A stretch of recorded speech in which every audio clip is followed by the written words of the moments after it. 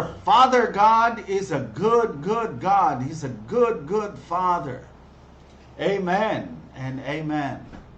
Jesus Christ came so that we might become sons and daughters of God. Do you know that is a revelation that comes very early in the ministry and writing of John the Apostle, John the Beloved. Look at John chapter 1 in verses 12 and 13. Of course, when Jesus Christ came in verse 10, he says, He was in the world, and the world was made through Him.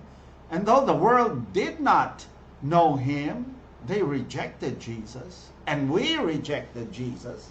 There was a time in our past. He came to His own, and His own did not receive Him. The very Jews, His own people, rejected Him. But look at verse 12. It reveals the revelation it reveals this ministry of Jesus Christ. But as many as received Him, as many as received Jesus, to them He gave the right to become children of God, to those who believe in His name. Stop here for a while. You have become a child of God. That was a primary ministry of Jesus Christ. Jesus Christ came to those who rejected Him. The world, basically, the fallen world basically has rejected Jesus. Even His own people, the Jews, rejected Jesus. For thousands of years, they were promised a coming Messiah, but when the Messiah came, they rejected Jesus. It's a beautiful thing. But as many as received Jesus, He gave them the right to become children of God. To those who believe in His name, who were born not of blood, this is the first birth, not of the will of the flesh, nor of the will of man, but born of God. This is now the second birth, being born again. The first birth was being born of blood, the will of the will of man.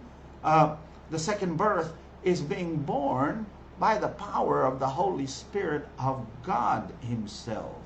Amen. How does that happen? You simply believe and receive Jesus Christ. Say this prayer with me. Father God, I open my heart to You and to Your Son, Jesus Christ. I open my heart to receive Jesus as my Lord and my Savior, the one who died for me at the cross, that I might become a child of God. And that is now who I am. Wow, that was a simple prayer. Simply by receiving and believing in Jesus Christ, you are born again, born of God. Amen. So here's the first point I'd like to emphasize. You now have a heavenly Father. When Jesus Christ came, He said, this is how you are supposed to pray. He says, Our Father who art in heaven.